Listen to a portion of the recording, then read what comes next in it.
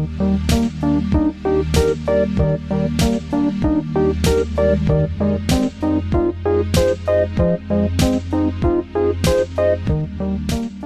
I have one, but it's bad, and we might get sued. I'm listening. Welcome to Maintenance Phase, the podcast that's about calories turning saints into the sea. That has been stuck in my head ever since the last episode. Every time you say that word, I think...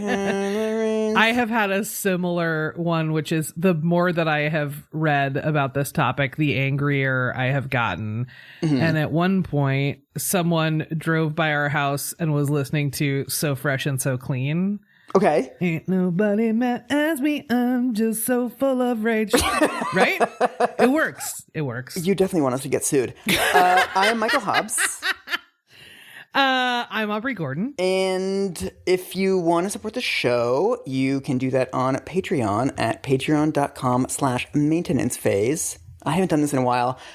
We have t-shirts, there's donations, and there's links for you in the description. And if you don't or can't want to support us, that's also chill. Yeah, hang out. Keep listening. And today we're talking about calories again. Calories part 2. So many calories. This is the episode that I kept flagging for you / threatening to make into a 3-parter. And you were like, no! I remember those negotiations, yes. So I'm very excited this time around. What we are going to talk about is perhaps our most requested topic from UK listeners, which is menu labeling. Yes. And when we talk about menu labeling, we're talking about one really specific thing, which is listing the calories in a dish next to the name of the dish and the price of the dish. So we're not talking about policies that are necessarily this has this allergen or ingredients. Yep. It's full on just the price is $8.99 and this has 600 calories. And the calorie count is almost as big as the price usually or the same size. Yes, and actually that's regulated in these laws and rules. Okay. They will set minimum font sizes. If the menu item is in papyrus, the calories have to be in Comic Sans. Yes. You're just having my mom make the menus? I'm familiar with these. Before we dig in on that, I thought it might be helpful to have a little recap of our last conversation and do a little previously on Maintenance Phase. What do we learn about calories? It's all bullshit. This is what we learn every episode. It's all bullshit. Cookbooks are fake, and sometimes people aren't from the South. You don't need to listen to our back catalog anymore. So, we talked about the development of calories as a part of the metric system, this little neutral measurement, and then how it started to get applied to food. And we talked about calories in, calories out being much more complicated than that, and how all of our clapbacks are perfect and correct. And just all of this stuff is much more complicated and conditional than a lot of people have been led to believe. I feel like the headline for all of this stuff is, as you noted, it's all total bullshit, but it's all 1% of a picture, and that 1% is way more complicated. But it's just the price we pay. Destiny is gone. So I'm going to do that all episode. I apologize. Boy, we're about to get a cease and desist from Brandon Flowers. We can only apologize, and your eyeliner looks great. We love you. We're sorry. So, yes. Mike, can we talk about where these policies come from? Yes, I'm excited because the first I ever heard about this was during the passage of Obamacare, where it was one of those things they just threw into Obamacare, and then they passed it and it took 400 years for it to actually happen. And it's still not clear to me where this is in the United States. I assumed that this would be one of those things that had been toyed around with for a long time and just caught on recently. It has not. Menu labeling as a policy and as a practice is really, really young. Okay. The first municipal campaign that I found about menu labeling was 14 years ago. Oh, and okay. Since then, menu labeling policies have completely taken the world by storm. There are many countries that require calorie menu labeling now, but the campaign that sort of started it all was a campaign in New York City in 2008. Oh, right. This was Bloomberg's whole thing, like Mr. Public Health guy. Absolutely. Yeah. So New York was the first major U.S. jurisdiction to mandate calorie labeling on menus. You had to participate if you were a chain that had more than 15 locations nationwide. Okay. So even if you only had one location in New York City, if you had 15 nationwide, then you still had to label your one in New York City, right? There was, perhaps unsurprisingly, pushback from owners of restaurants, and particularly owners of these like larger chain restaurants, because it was going to cost the money and they were going to have to do a bunch of stuff that they didn't previously have to do. Yeah. The opposition on this campaign was the New York Restaurant Association. They filed a lawsuit seeking to stop this local policy from going into effect because they said it was impractical, expensive, and they said it was a constitutional violation. Oh, of course. Would you like to guess what the grounds were? Because I have a free speech right to not tell people what's in their food. Is that? Yep. Is that it? It's a violation of free commercial speech. I have such a fetish for bad faith free speech arguments now. This is like 80% of political debate in the United States now. What a time to be alive for you. If you're into this, if this is your thing. So the interesting thing here is that the court rejected that lawsuit because fucking of course they did. It's not a violation of free speech to say that a corporation has to disclose like what is in the products that it is feeding its consumers. Yeah. That just doesn't hold water on its face. I don't think this is a good policy, but I definitely don't think it's like a violation of the First Amendment. Calm down. Right. So this policy passes in 2008. By 2009, many jurisdictions had followed suit. Oh, interesting. There was a spark and then it just caught on fire and just went everywhere, right?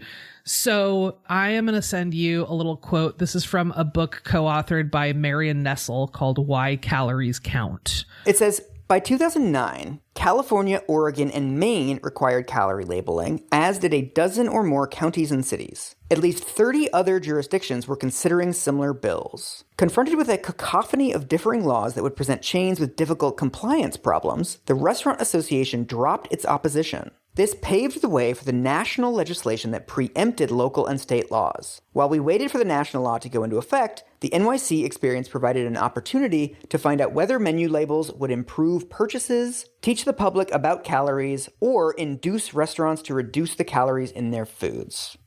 So basically, it's happening everywhere. Once the restaurants realize that like the pendulum has swung against them, they're like, fuck this, we're going to move our lobbying up to the federal level to make sure that when Congress does a national policy on this, it's going to be as like watered down as possible. This is usually how it works. Yeah, pretty much, right? That they were just sort of like writings on the wall. This thing isn't going to stop. We have to stop fighting each of these individually and instead focus on, we know this is going to happen federally, so let's make it more amenable to us and to our goals. Yeah. This comes up quite a bit in these public policy conversations around combating the quote unquote obesity epidemic, is that quite often those policies can include a measure of corporate accountability. And it seems like the response from corporations is to go, not only do we accept it, we champion it. We're big fans of this, right, and we're going to put all our energy into making it happen.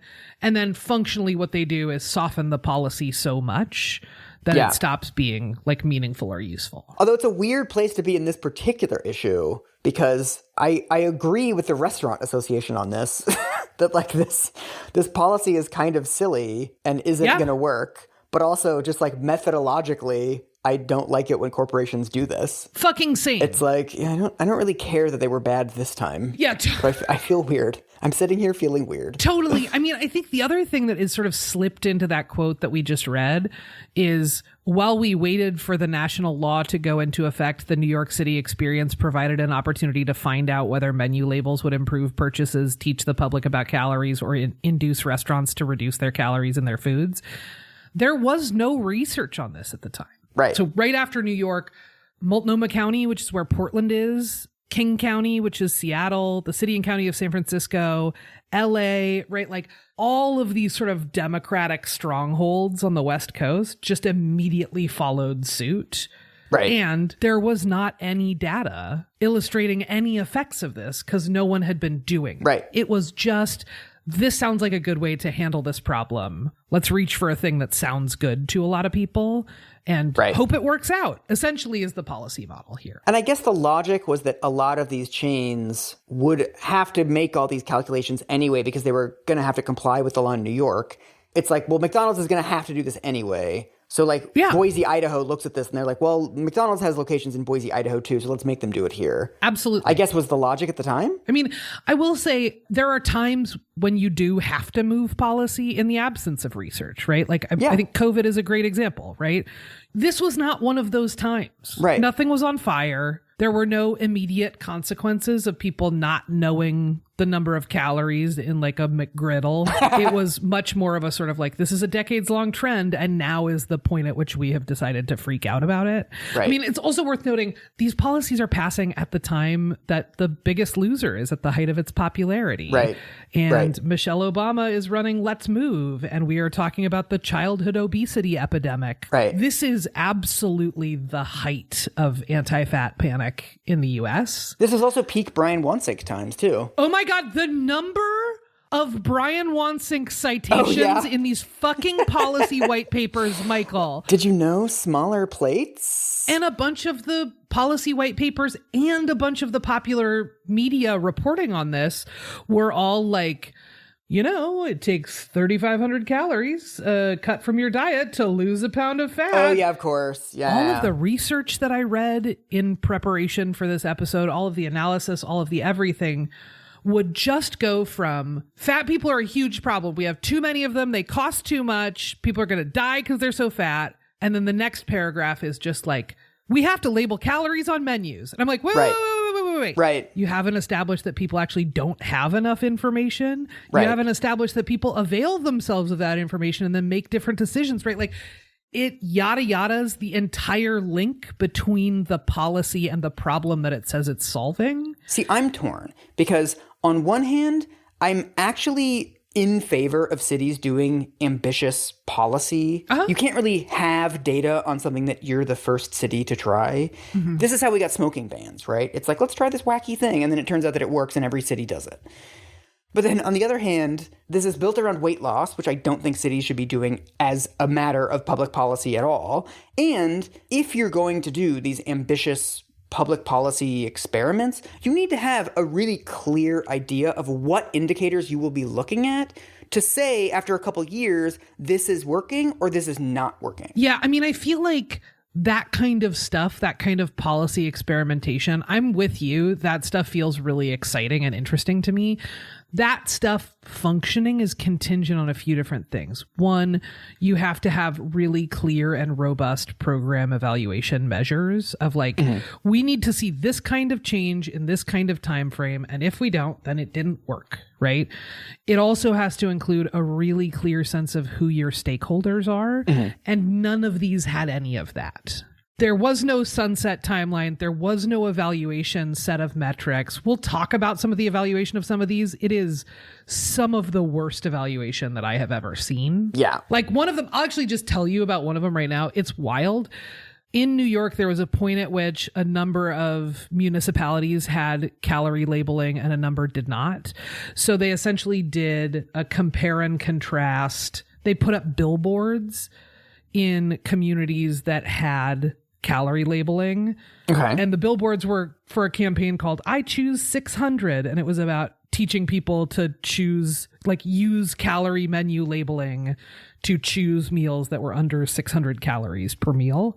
The way that they evaluated that program, they called people who were in their sort of desired target audience for calorie menu labeling, and they asked them if they remembered the billboards that they saw. Okay. And more people in their target audience were like, yeah, I remember those billboards. And they were like, cool. Did you use them ever? And the people were like, yeah, I totally used them. Oh. You remembered seeing a billboard is not the same thing as creating a measurable difference in public health outcomes. I'm getting such a stress nostalgia response thinking of the development projects I worked on, where it was like the funder wanted some like really dumb indicators and you're like, okay, we have to do a survey, but like we kind of know this project is dumb because they're like not giving us enough money to do it effectively or whatever. Oh my God. So I remember having literal meetings of like, okay, how can we make this project look like it was successful, even though it was a total joke? Totally. And a great way to do that is to use indicators that refer to outputs rather than effects. Yeah. You'd say like, how many billboards did we put up? And then you're like, we're successful because we put up 6 billboards. But like, that's not what you're trying to do. You're not trying to make people see billboards. Totally. That's not actually a measure of public policy or of like health outcomes changing. That's a measure of you asked people if they saw a specific billboard and either they do remember that specific billboard or they thought saying yes would get you off the phone. If somebody called me up and was like, have you seen the billboards advertising yak meat in your neighborhood? I'd be like, sure, whatever. Do you intend on eating yak meat? I'd be like, yeah, why not? Sure. I think people just answer yes to stuff, especially if it's like someone is telling you to do something because it's healthy. You're like, yeah, I'll do that totally. Sure. Close enough. Yeah. Yeah. So in 2008, New York passes its first municipal ordinance in the U.S. And again, this is the earliest one that I could find anywhere. And by 2010, we had a federal law requiring calorie counts be published nationwide. Oh, wow. I didn't know it was that fast. So within 2 years, it was written into the ACA, the Affordable Care Act, also known as Obamacare. Okay. As you noted, it took a long time for rules to actually go into effect around this. The rules for that law didn't go into effect until 2018, so 8 years after the passage of the law. And the specific reason that was given was to give restaurants and grocery stores more time to comply. So this is the result of that. Like the Restaurant Association organizes and goes, all right, we're just going to put all our focus into the federal one. And part of putting all their focus into it is make sure it doesn't go into effect for 8 years, right? That's a pretty big win for them. Right. Basically, the press around this sort of change in the ACA is generally like really glowing. Those sort of press responses to this and characterizations of it are like, we're doing the right thing. Finally, someone's doing something about this quote unquote obesity epidemic. Yeah. But then when you get into the article, as is the case in so many of the studies that you and I read, so many of the analyses that we read, like the actual numbers are wild and very different than the narrative that is being presented around those numbers. So I am going to send you a quote from a news media piece at the time about this change in the ACA. It says, the menu labeling rules will improve public health, the Food and Drug Administration Commissioner Scott Gottlieb said last week in an interview. He pointed to studies showing that enlightened customers order, on average, up to 50 fewer calories a day.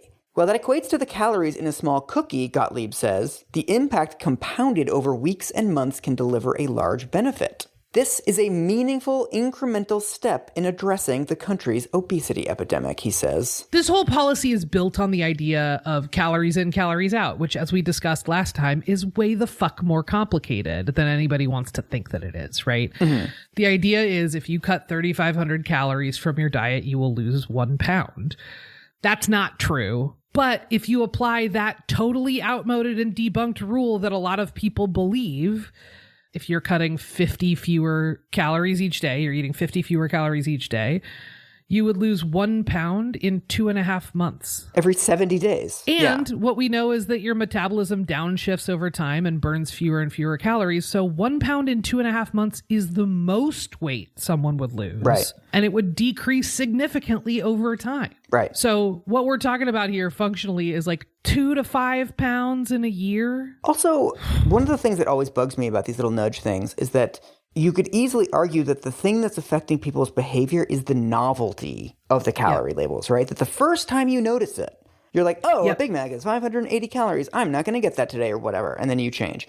But then once they've been on the menu for a while, it's just part of the background. It's just another thing that you ignore. Like I think of, remember when Twitter added that thing that's like, do you want to read the article before you retweet this? Yeah, totally. And at first you're like, oh, maybe I should read the article. But then I was thinking about now, I don't even like notice that little bar anymore. This was on my list in my notes for this episode was I was like, no one has actually tested in political world. You would call it the durability of the message. No one's tested the longevity of the message. Like the first time you see it, it probably makes a big impact. Right. 6 months from then, what's the impact it creates? 5 years from then, what's the impact that it creates? Right. So this guy, Scott Gottlieb, the FDA commissioner, in this same news media piece, he says, well, I really like to go to McDonald's every once in a while. And I've actually switched from an Egg McMuffin because of this calorie labeling. I've switched from an Egg McMuffin to an Egg White Delight. Okay, Scott. The article, to its credit, immediately goes, that's a 20-calorie difference. Yeah. The difference is there a yolk in the egg or is there not a yolk in the egg? If he made that change every single day, it would take him almost 6 months to lose 1 pound. Right. But still, the message of so many of the media pieces at the time are like, this is one of the greatest tools public health has. Right. So I think it's worth noting that the primary supporter of this sort of federal policy was the Center for Science and the Public Interest, which we have talked about before on the show. Complicated feelings. Real bummer in this particular case. I went to their resource page and read all of the resources that I could find. They included like polling data on the popularity of calorie counts. I will say that part was really fascinating. Quite a bit of the media was like, these are very popular and consumers are clamoring for more calorie counts on menus.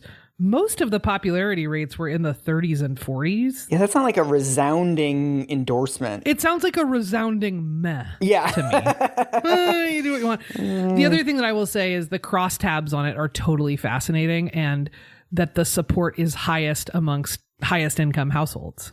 See, yeah, that's interesting. Functionally, as this stuff plays out, you're like, man, the people who are most invested in it are people who make like more than $100,000 a year. I mean, no offense to Scott Gottlieb, but if you're running the FDA, you're probably like an educated guy. You're probably a wealthy guy. Yes. Your statistical life expectancy, if you're Scott Gottlieb, is probably like 84. Those really aren't the people who like we need to really worry about their mortality rates. Ditto for federal policymakers working on the Hill. Right. I mean, I think the other thing that I wanted to talk about here, which I find really fascinating, is the lead sponsors of the menu labeling stuff are overwhelmingly Democrats. So it's interesting that this is also sort of like a policy that's being pursued without any real science behind it at the same time that Democrats are developing this identity around like we're the party of science. There's something very unscientific about acting as if providing people information will change their behavior in any meaningful way. It is also like deeply condescending. I think I don't think people mean it to be, but the idea is like, oh, hey, you just don't know enough. Right. It's not that you're making choices for yourself. It's not that you know where to get information. Right. It's a very Enlightenment era kind of approach. And again, what we know from political research is that those kinds of facts and figures don't actually change people's behaviors. It's also interesting that anti-fatness really does span the ideological spectrum. Yeah. And yet Republicans have no interest to actually do anything about it, which is interesting. Yes, totally. Like they want to be able to make fun of fat people, but they don't actually want to do anything to solve the quote unquote obesity epidemic. But then it seems like the Democrats also sort of subtly make the same point in that they want these like technological fixes. It's like, I want something easy. I want something where like nobody has to make any sacrifices and nobody has to like ask poor people what they need.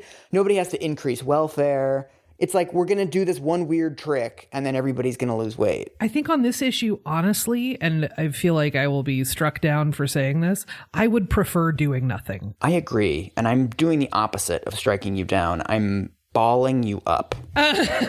So I looked at a handful of meta-analyses on this topic that one of them... So we'll talk about a 2014 literature review that looked at 39 studies on this that happened between 2008 and 2013. And then we'll talk about one from 2021 that looked at a cohort study of 59 restaurant chains, right? Mm-hmm. Here is a quote from the findings of that 2014 literature review. Ooh. It says, "We find that while there are some positive results reported from studies examining the effects of calorie labeling, overall the best designed studies show that calorie labels do not have the desired effect in reducing total calories ordered at the population level. Moving forward, researchers should consider novel, more effective ways of presenting nutrition information while keeping a focus on particular subgroups that may be differently impacted by nutritional policies." So basically they don't work, and in the future, try to think of what you actually want to achieve with the policy and for whom, and like do that instead before you pass a bunch of policies. Well, not only that, they're saying this policy of providing more information doesn't work. So in the future, you should find more exciting ways to present more information. Oh, God. Okay. So very clearly, we looked at 39 studies. This doesn't have an effect.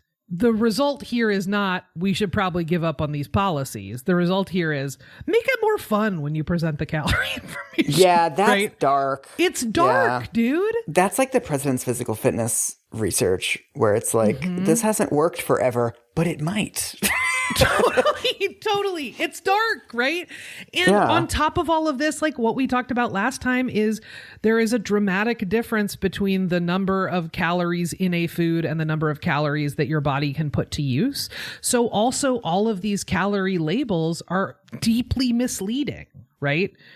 And unless you're getting the exact same size of scoop of chicken at one Chipotle as another, you're not necessarily actually getting actionable information about the number of calories. Well, this is my thing, is that restaurant portions differ fairly significantly. Right. I mean, maybe if you're eating at somewhere that's like super duper regimented and everything's in like a fucking little sous vide pouch or something, then it would be standardized. But oftentimes if we're talking about like, I don't know, fettuccine Alfredo or something, they're just like grabbing a thing of fettuccine and like a of Alfredo. You know, it might say like 800 calories on the thing, but it might be like 900 or it might be 700. If what we're talking about is like people choosing 50 calories less a day, the margins are so small here and the differences are so big. Like, I think people are deeply in denial about the fact that you just don't know how many calories people are eating. Right. And like the difference in calories of like this idea of cutting 20 or 50 calories, like 20 or 50 calories is like a tablespoon or two of sour cream at Chipotle or whatever. You know what I mean? Right. Like it takes so little to correct for even the big claims of quote unquote success that are coming with calorie menu labeling. So over time, the sort of arguments around menu labeling started to shift in subtle ways that I think most people didn't track particularly closely. Initially, it was sort of like, we'll provide more information, consumers will make more and different and better decisions. And by better, in this case, we mean less caloric. And over time, that shifted to, actually, this is going to provide pressure from consumers onto businesses, and then the businesses will have to offer less caloric things. Right. I remember at the time a lot of talk of when Starbucks had to start menu labeling in New York City, they switched their lattes or something from whole milk to 2% milk. Yep. That was like the little parable that went around, that it's like, once you force them to disclose how many calories, they'll change how many calories are in it. Right. It sort of transformed after its passage into like corporate responsibility. And you're like, well, that's not what it was before, but okay.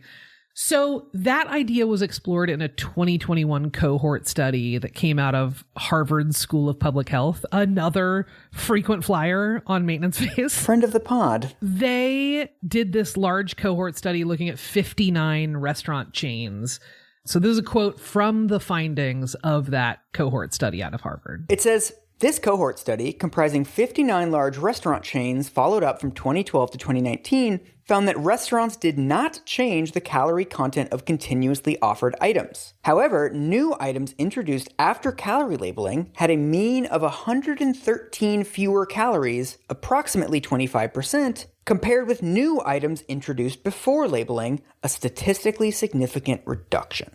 So it didn't affect anything on the foods that have been on the menu, but when they introduce new stuff, they have 25% fewer calories. If you believe that people need to cut calories, this sounds pretty good, right? It sounds like this is sort of like doing what it's designed to do. 25% reduction in calories sounds pretty good. We're on our way, team. Yeah. No, Michael, we're not on our way. So this is one of the first large-scale studies that has looked in a real way at like, how does this actually impact folks' calories consumed? Because that's what it was ostensibly aimed at. And what it found is, on an individual level, it doesn't change people's behavior. And on a corporate level, when you drill down into their actual findings section, they did find that there was a decrease in calories, this 25% decrease in calories, so 113 fewer calories per new menu item. So anything that was introduced that was new. That was only true at fast food chains. Okay. In sit-down chains, so like Applebee's, Olive Garden, whatever, and coffee places like Starbucks, those places had pretty statistically insignificant decreases in calories per menu item. It went down like 15 calories to 17 calories is the range that they offer.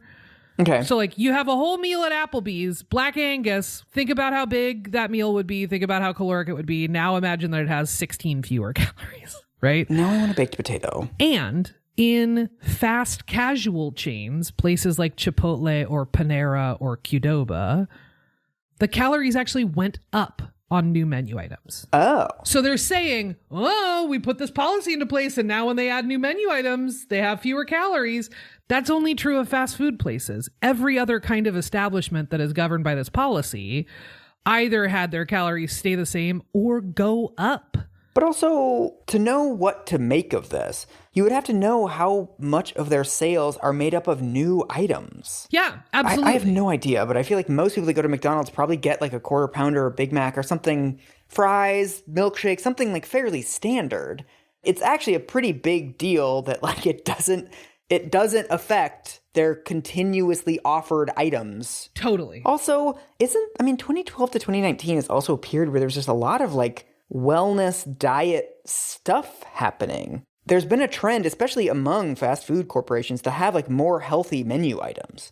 So to say that this is all due to menu labeling also seems a little bit superficial. Oh, Michael. Oh, did I predict it? Michael. Did I spoil it? I love it when you cue up a quote. So this is like a slightly longer quote. This is from Eater, the website Eater, did a roundup on like, here is sort of the impact of these policies, and here is they did a great little summary.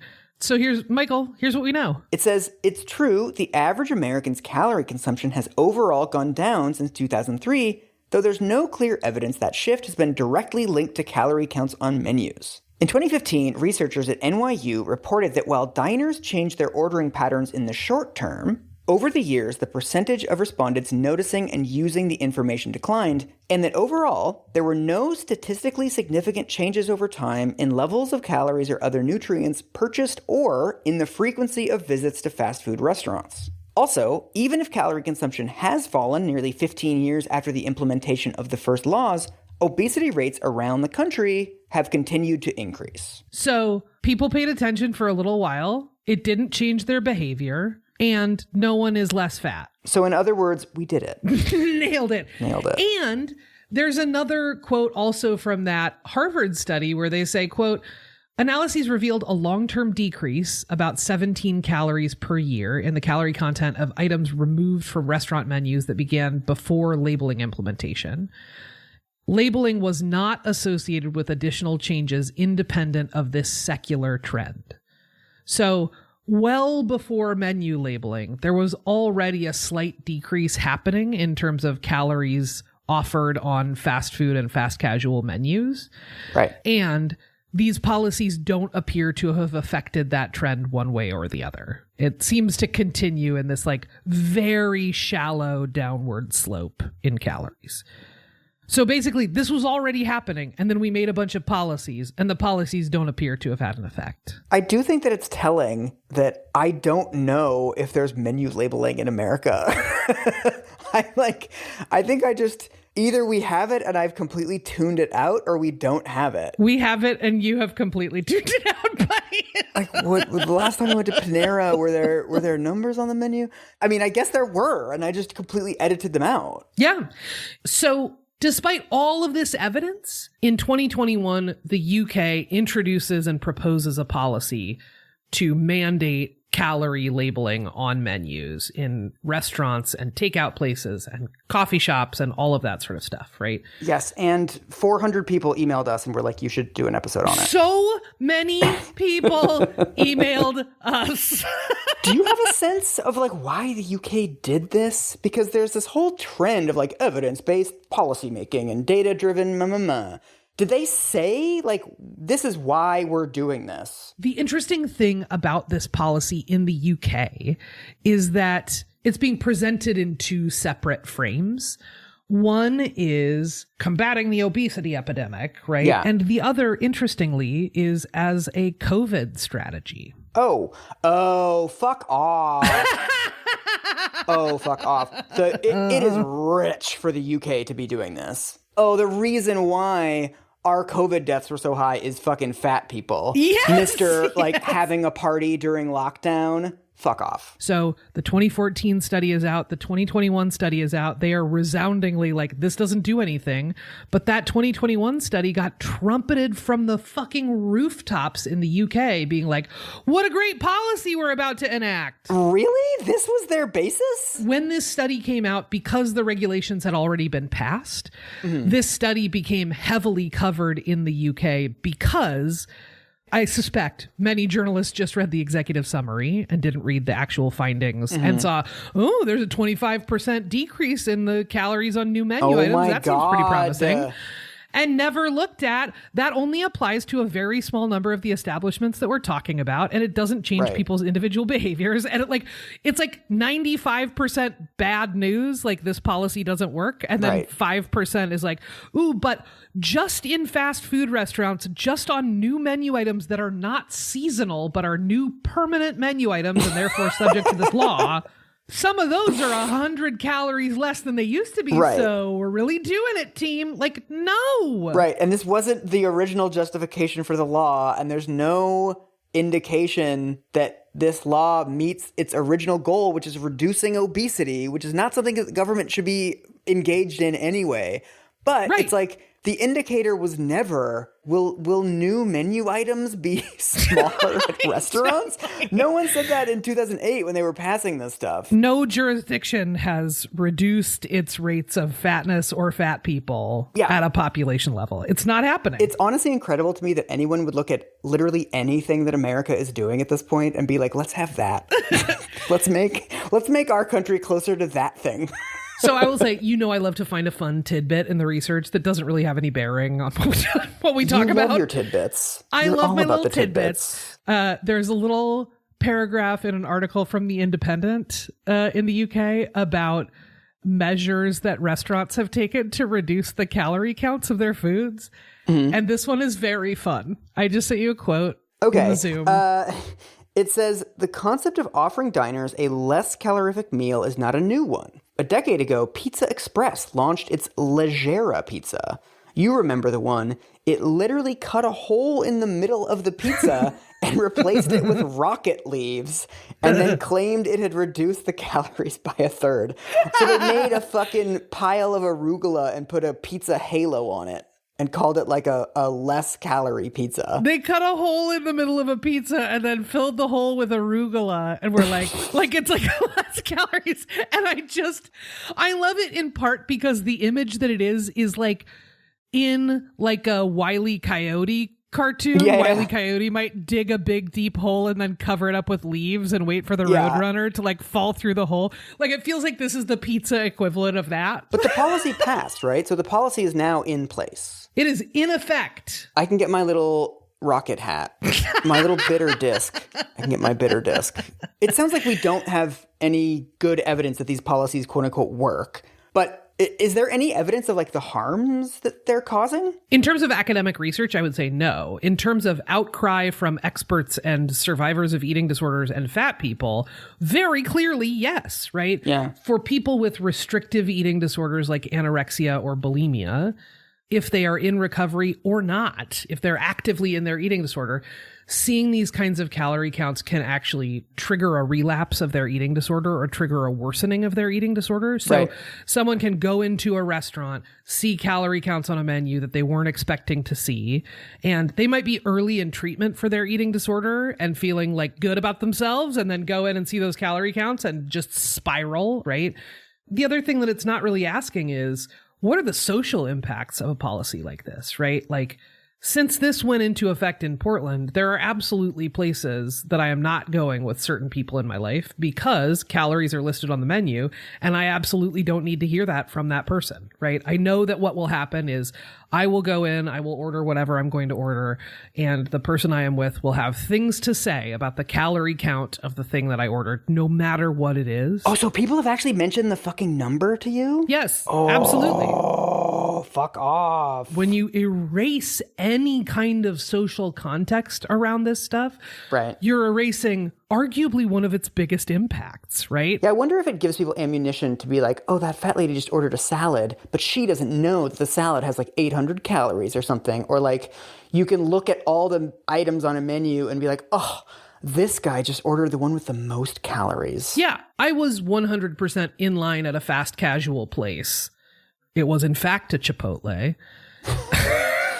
And the person behind me in line leaned over and was like, there's actually a lower calorie option. I had gotten the salad bowl thing. And I think they thought I was getting the salad bowl thing because I didn't want to get fatter or something. Oh my fucking God. It really does invite these fucking gremlins to tell you unbidden what they think about what you're doing. Do you remember what you said in that moment? What I said to them was, I picked what I wanted to order. Okay. To me, internally, I felt like my response was extremely aggressive. Like, I feel like I had a lot of energy behind that response. I don't know if it came off that way, but I definitely had a very strong response as both a fat person and a person who's had an eating disorder. Like, there are few things that elicit a stronger response from me than people offering unsolicited comments on what I eat and how I move and what I wear and all that kind of stuff. Because it's both massively fucking insulting. Oh, it's so patronizing. So oh my God, patronizing, so dickish, just so utterly dickish. That's not just a person being a jerk, right? Right. That's a person being a jerk in a way that if I don't handle it pretty quickly for myself and have some good support around and all that sort of stuff, can genuinely mess with my physical and mental health. Yeah, it's awful. Yeah. In ways that person is not tracking and does not give two shits about. Yeah. I expect that from assholes in line at Chipotle. I would like to be able to expect better of lawmakers and public health policy people, right? The Harvard School of Public Health gets held to a higher standard. Agreed. Right. Yeah. But as it stands, it doesn't. And honestly, even the research here doesn't get held to a higher standard of hey, wait a minute. It seems like somebody's having a hard time with this one. Let's check in with that very significantly large group of people. I would also love it if random bystanders stood into situations like that. Fucking I was like, hey, too. Can you fuck off and leave this lady alone, please? Yeah. I would love to see that happen. Somebody stand up for somebody and just be like, choke on it, order your fucking sour cream and move on. You don't need to comment on other people's bullshit right now. I would love it. And also, I would love it, honestly, even just if someone would check in with a fat person after that stuff happens, which doesn't happen. Everyone just falls silent and pretends nothing happened, which is, I can't express a more isolating experience than being publicly shamed or humiliated and having nobody say or do anything or even acknowledge that it happened. That happened to me at one point when I was reseated on a plane. Absolutely no one said or did anything. Oh, no. So that's and it is the quickest way to feel fully worthless as a person. The baller move in that situation is to wait 5 minutes and then walk up to you and be like, excuse me, miss, I just keyed that guy's car. I just really want you to know. I'm just going to come back in with a giant 5 very fancy shopping bags in each hand and have one of them be a hat box that just be big mistake, huge. That's what you reached for, the Julia Roberts. Just the full Julia Roberts Pretty Woman. I don't know why it would matter to the dude at Chipotle that I went shopping. It's this lady has shopping bags now, but whatever. I feel owned for some reason. It's not clear to me why. Yeah, I don't know why, but like, listen, I handled it. Yeah. So like, it just feels like there is a categorical disinterest in what if this isn't good? Right. Much less, what if there are people for whom this is like harmful to them? Right. You know, in the UK, they made some sort of placating kind of response in the policy where you can, under the UK policy, you can go into a restaurant that has calories labeled on the menu and you can ask for a paper copy of a menu that doesn't have calorie labels on it. Oh, in like much smaller font, and you have to like go out of your way to get it, basically. You have to go ask somebody. So again, if you think about going into like a Chipotle or whatever, where the menu is hanging on the wall, right? You then go up to the counter, you ask someone for a copy of the menu that doesn't have calories on it. Right. That doesn't change the social context around you. Right. And it doesn't mean that that person with an eating disorder doesn't still see all of those calorie counts and still have a really hard time with it, depending on the nature of their eating disorder, depending on a lot of different things, right? So like, it just seems extremely wild to me that we're talking about eating disorders, which, you know, depending on who you ask and sort of the source of the numbers, is up to 1 in 5 people will have an active eating disorder in their lifetime. That is not an insignificant number of people. Right. There is this sort of categorical disinterest in anything that seems to indicate that maybe this policy wouldn't be like universally helpful and good. There's also something. This is why it's so good you host a show with a thin person, Aubrey. This is the insights that I bring to the show. Because to me, those calorie counts are invisible. Because I'm not counting calories, I'm not dieting, and like I'm not a fat person who gets scrutinized on the basis of those numbers. Mm-hmm. But then if you're somebody who had an eating disorder or has an eating disorder, or a fat person who's afraid of getting comments from somebody else, those numbers are probably the most hyper visible part of the menu for you. And I think most of the people making these policies, I'm assuming, are approaching it like me and are like, oh, it's invisible and nobody even notices. But like to some people, those numbers are not invisible. Well, and it's just more information. What could that hurt? Yeah. There was a piece in Bloomberg writing up the UK change that said, quote, surveys suggest people underestimate how much they eat by up to 50% and also tend to underestimate how many calories certain foods contain. So information and transparency can hardly be a bad thing. The main argument here seems to be like, couldn't hurt. Right. And then a bunch of people go, oh, it does hurt, though. For me, it hurts. Is there another way we could do it? And they're like, nope, couldn't hurt. Right. In order to get to that point, you already have to be kind of irrationally invested in a policy that had no data behind it and now has bad data behind it, right? If you're like, we can make it work for everyone. I'm like, but even when it quote unquote works, it doesn't fucking work. Right. It's like, look, I know you hate this, but on the other hand, it's not achieving any of its goals. Have you considered it's not working for anyone else? It makes people feel nothing or terrible. Well, great. I think one of the central dilemmas here, too, is that the quote-unquote benefits of this policy, this weak shit about 113 fewer calories or whatever of new menu items, that's quantitative. That's a number, right? And policymakers love numbers. They love pretending to be all data-driven. Like, I have no ideology. I'm just following the data. But then when you talk about something like this contributes to weight stigma, which I think it absolutely does. I see no scenario in which it makes weight stigma better. Yeah, no. At best, it's neutral, right? I can't imagine a scenario in which it doesn't add to weight stigma. But that's really hard to quantify. Oh, yeah. The harms of it either haven't been studied or they're so hard to quantify that you can't really put them in like a pros and cons column against like 113 fewer calories versus contributes to this inchoate thing called weight stigma that like kind of nobody really cares about anyway. Yeah. We don't create the research around it. We don't fund the research around it. And then we go, oh, you don't have any numbers. Too bad. Pack it in. Right. Like that we just refuse to pay attention because it's not quantified and conveniently ignore the fact that collectively we refuse to quantify it. Right. You know, if you wanted to do food labeling stuff, there is a ton of stuff that we could do that would materially improve health outcomes for lots of people. For people who are hypertensive or dealing with heart disease, sometimes the recommendation that will come along with that is reducing salt intake. Mm-hmm. You could have a check mark that's like, this is low sodium and approved for low sodium consumption. Right. Or you could, for diabetic people who need different levels of carbohydrates in different scenarios with different levels of fiber, you could decide to come up with a labeling scheme that is designed to help people with diabetes, the most common chronic illness in the US, navigate their foods and improve their health outcomes, which would also drive down healthcare costs and all of the things that we say matter to us about reducing fatness, right?